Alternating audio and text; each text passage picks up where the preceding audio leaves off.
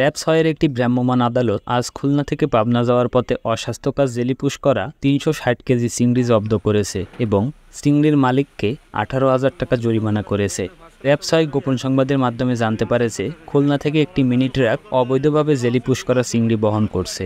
RAB কর্মীরা যশোরের Kotwali model থানাধীন বক্সর মোড়ে ট্রাকটি আটক করে। ট্রাক তল্লাশি করে দেখা যায় ১৮টি ক্যারেটে ভর্তি করা আনুমানিক ৩৬০ কেজি চিংড়িতে ইনজেকশনের মাধ্যমে জেলিপুশ করা হয়েছে। এ সময় জেলিপুশ করা চিংড়ি জব্দ করা হয় এবং মালিক খুলনার পাইকগাছার প্রশান্ত মণ্ডলকে জরিমানা করা হয়। জব্দ করা চিংড়ি উপস্থিত জনগণ ও কর্মকর্তাদের সামনে ধ্বংস করা হয়।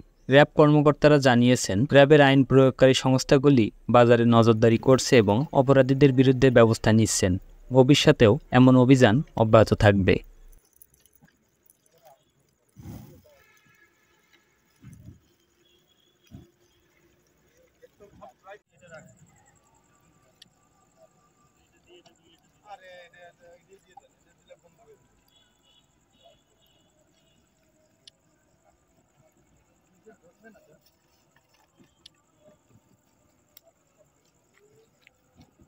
ডিজেল দিলে কম দেওয়ার খাওয়া যায় না।